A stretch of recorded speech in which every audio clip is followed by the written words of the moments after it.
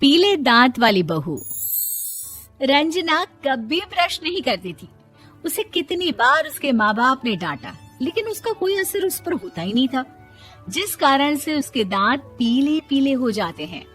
शादी के बाद अरे बहू, वैसे तो तुझ में कोई कमी नहीं है, पर तेरे दांत इतने पीले कैसे हैं बेटा? कैसे मतलब? कोई सर्जरी थोड़ी ना कराइए। वो तो क्या नाम, मैं ब्रश नहीं करती थी तो पीले हो गए। अब क्या करूं? आप कहें तो लाल करवा लूं या फिर काले? यार ये क्या है, क्यों माँ से लड़ रही हो? लड़ रही हूँ? अरे मैं लड़ रही हूँ या ये बोल रही है कि दांत पीले हैं, पीले। अरे तपस्या थोड़ी ना की है इन्हें पीले करने के लिए। बकायदा ब्रश नहीं किया है 20 साल तक, तब जाकर। छी, कैसी बात कर रही हो? ये उस वक्त तो पीले नहीं थे जब हम लोग तुम्हें देखने आए थे। अरे तब साफ करवा लिया होगा डेंटिस्ट के पास जाकर। अब देखो कैसे पीले पीले लग रहे हैं। रंजना सास की तरफ गुस्से से देखती है। फिर शुरू हो गई पीले पीले पीले। अरे पीले तो तब भी थे जब मेरे हाथ का रसगुल्ला उड़ा उड़ा कर खा रही थी और बोल रही थी, लड़की नहीं गुणों का खजाना दे रहे भाई साहब आप।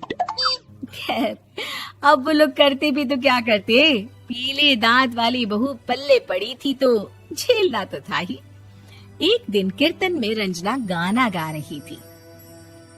अरे कमला बहन, माँ का द्वार है, यहाँ तो सब शुद्ध होकर आते हैं, फिर अपनी बहू को ब्रश भी नहीं करवाती तुम।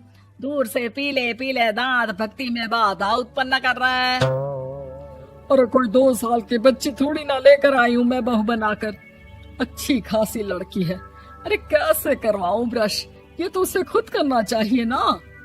अब माँ बाप तो इसके जैसे तैसे निपटा दिए, ये नहीं सोचा कि सास कैसे संभालेगी।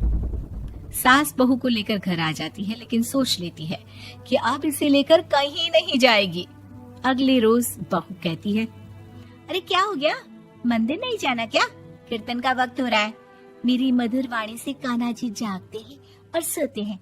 आप तो जानती है ना उनकी भक्ति में कितना मन लगता है मेरा। वो क्या है ना, तबीयत ठीक नहीं लग रही है मेरी, आराम करूंगी मैं। तबीयत ठीक नहीं लग रही? अभी तो मिथुन के गाने पर नाच रही थी आप, और अब बोल रही है कि तबीयत ठीक नहीं लग रही। अरे भक्ति में मन लगा लो सासू माँ, ऊपर जाना है, क्या मुंह दिखाओगी आप? हाँ? सास को बहू की बात पर गुस्सा आ जाता है। मैं क्या मुंह दिखाऊंगी, इसकी चिंता तो ना कर, समझी? अपने मुंह की चिंता कर, जो ये पीले पीले दांत लेकर हर जगह पहुंच जाती है। पता है लोग कितना मजाक बनाते हैं।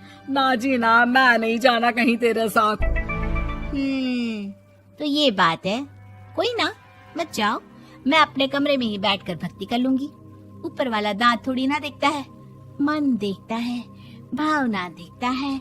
और अरे बस बस, तू सब कुछ दिखा, बस ये सफेद चमकदार दांत ना दिखाना किसी को, है? जा यहाँ से।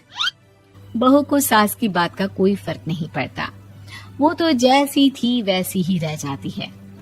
सुबह नहाकर किचन में खाना बनाना, फिर खाना खाना, कीर्तन भजन करना और सो जाना। एक दिन, माँ जी मैं सहेली के घर जा रही हूँ, शाम को लेट आऊंगी।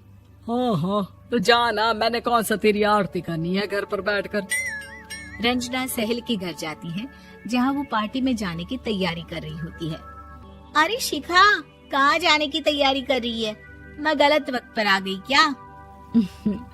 अरे नहीं यार, उल्टा सही वक्त पर आ गया। मैंने ये साड़ी और ज्वेलरी निकाली है यार, शाम को इनके ऑफिस की एक पार्टी में जाना है। बताना कैसा लग रहा है ये सब?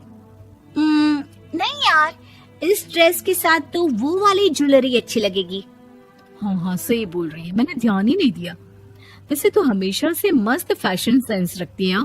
तो बड़ा जाती होगी ना पति के साथ पार्टी में। रंजना कुछ नहीं बोलती, बस सोचती है कि यार काश ये बात सही हो जाती, पर मैं क्यों नहीं जाती पार्टी में? क्या इन लोगों की कोई पार्टी होती नहीं होगी? रंजना घर आती है और रात में पति से सवाल करती है, एक बात बताइए, आप मुझे किसी पार्टी में क्यों नहीं ले जाते? क्या आपकी यहाँ ऑफिस में पार्टी नहीं होती? पति बेचारा क्या कहता कि दांत पीले हैं तुम्हारे इसलिए। अरे कोई पार्टी होती नहीं हम लोगों के ऑफिस में, तो कहाँ से लेकर जाऊं? और मार्केट, मॉल, कहीं वीकेंड घूमना, कहीं तो। अरे यार, सारे हफ्ते में एक छुट्टी मिलती है, तो सोचता हूँ कि आराम ही कर लूं। क्यों? रंजना मन मार के रह जाती है। पहले कभी सास के साथ मंदिर जाया करती थी, लेकिन वो भी सास ने ले जाना बंद कर दिया। घर बैठी बैठी रंजना बोर हो जाती है।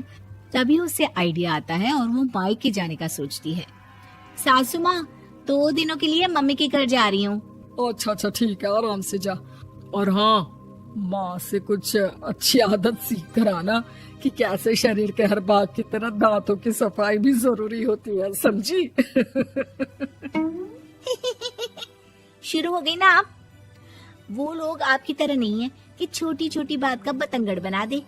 उन लोगों के लिए मैं मायने रखती हूँ, ना कि मेरे पीले पीले दांत। रंजना माँ को बिना बताए उन लोगों को सरप्राइज देती है, लेकिन जैसे ही वो दरवाजे पर पहुंचती है, अंदर देखती है कि घर वाले कहीं जा रहे होते हैं। अब माँ, काश रंजना दीदी के दांतों वाली प्रॉब्लम नहीं होती, तो वो भी हम लोगों के साथ चलती ना बुआ जी की बेटी की शादी में। हाँ बेटा, लेकिन अब उसे कौन समझाए कि उसको उसके पीले दांत नहीं दिखते, लेकिन उसके आसपास के लोगों को कितना एम्बैरेसिंग फील कराते हैं।